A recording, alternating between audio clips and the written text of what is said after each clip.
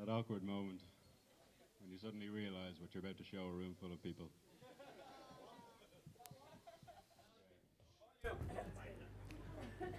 Good evening, ladies, gentlemen, and Stuart.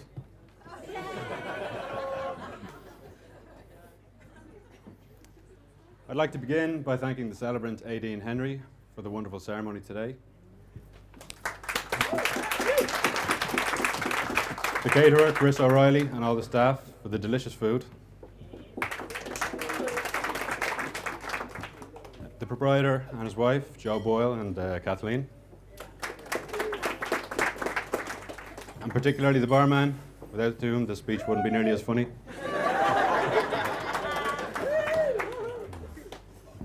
I'd like to offer my sincerest compliments to the bridesmaids, Breege and Bernie, not only on how beautiful you look yourselves today, but on the fantastic job you've done in helping Mary get ready for a special day. Mary, you look even more radiant than ever. Doesn't she look amazing, everybody?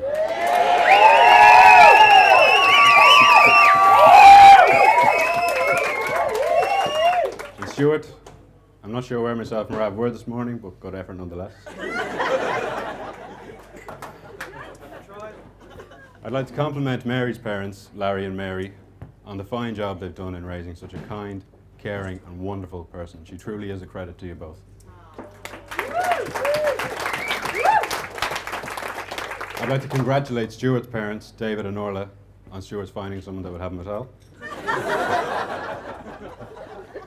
For those of you who don't know me, how are you? My name's Owen. I'll be one of the best men for the evening. Those of you who do know me know that I'm not much of a public speaker, nor am I much of a private speaker, for that matter. But as they say, a picture is worth 1,000 words. And so I'd like to offer you this short presentation on the origin of Stuart Edwin Nolan.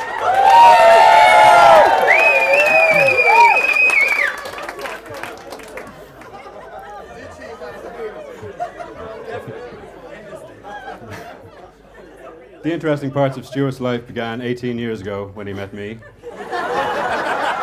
at the tender age of 13. Stuart set to corrupting my innocence immediately, with our formative years punctuated by impromptu anatomy lessons on the dance floor of Wesley Rugby Club and drinking sessions in any and all local parks we could find our way into at night.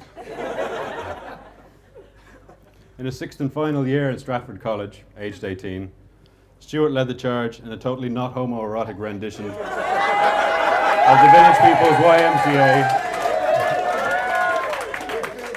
at the school's fourth-year talent show. To a standing ovation, no less.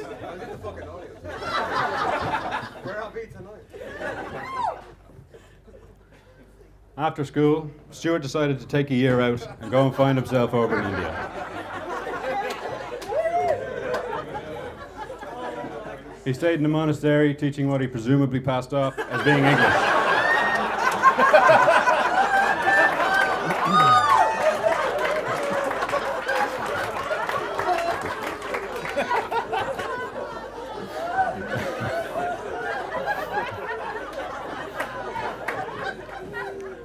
I'll spare you the interesting details of this trip and just tell you that what Stuart ultimately found was a dose of dysentery that would lay an elephant low.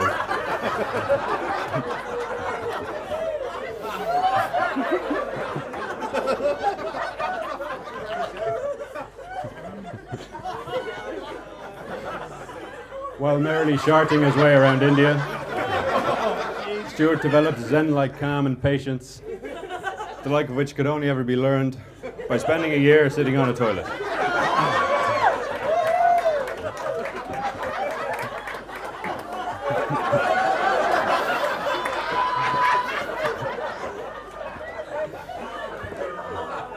Stuart returned to us twice the man as when he left, and about half the weight.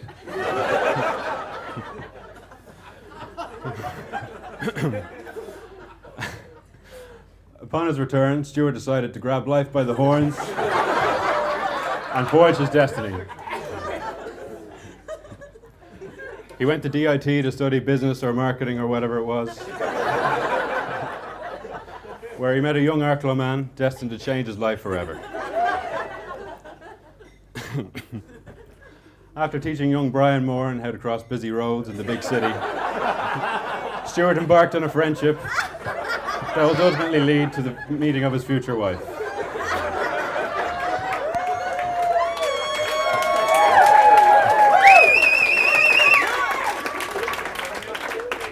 Needless to say, for Stuart, it was love at first sight.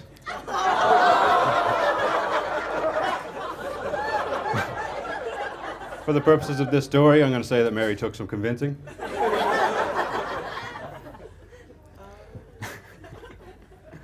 Despite her best efforts over the next few years to tame the beast, however, Stuart had a bit of a wild streak in him about a mile wide.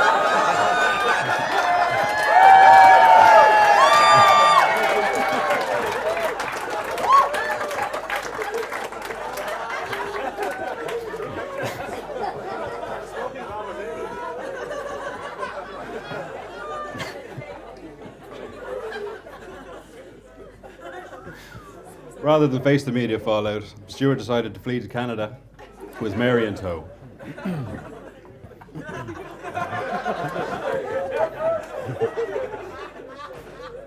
Again, I'll spare you the interesting details of this trip and just tell you that while there, Stuart was crowned King of the Hobos.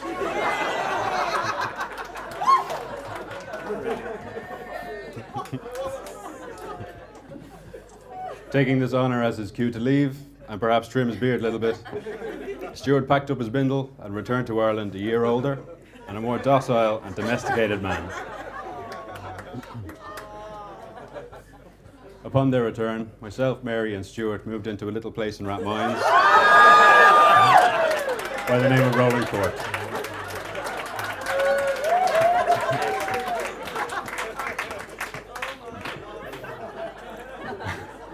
We spent a year and a half there, the details of which I'll yet again spare you. But my most enduring memory of Rolling Court was Stuart's taking over the kitchen and spending most of his time there, concocting his own versions of Indian food and reading The Guardian. Eventually, one of the more fun and happy times of my life came to an end, with Stuart and Mary's needing to find a place that they could call their own.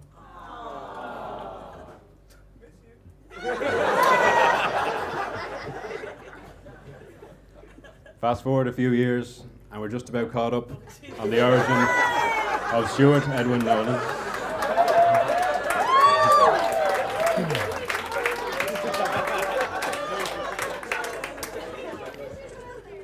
The only surprising thing about the engagement was how long it took Stuart to get his arse in gear and put a ring on that.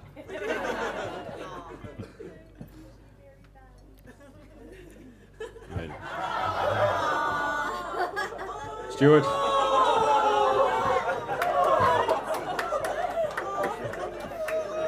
all joking aside,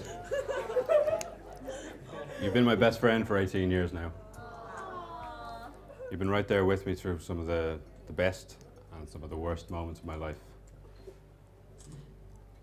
You're the first person I got in touch with when I had some bad news 7.5 years ago. You helped me float when I would have drowned. And Mary, you've never just been Stuart's girlfriend to me. You're my best friend too.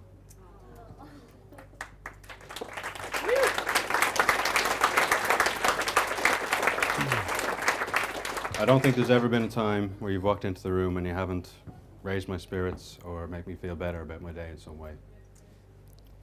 You're the most empathetic, warm and compassionate people I've ever had the pleasure of knowing.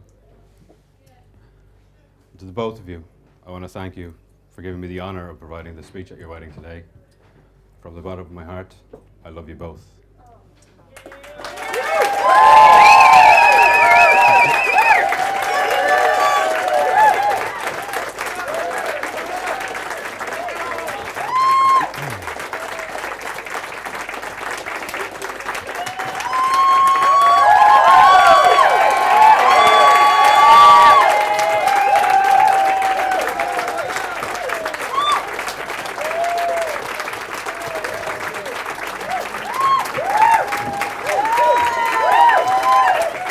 you'd all raise your glasses, please.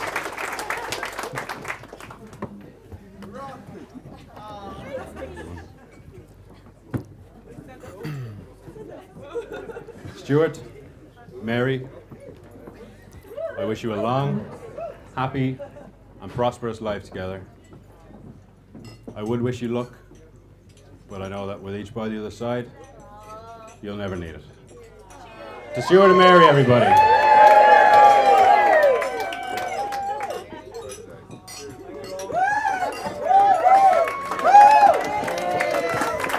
Oh, thank God for that.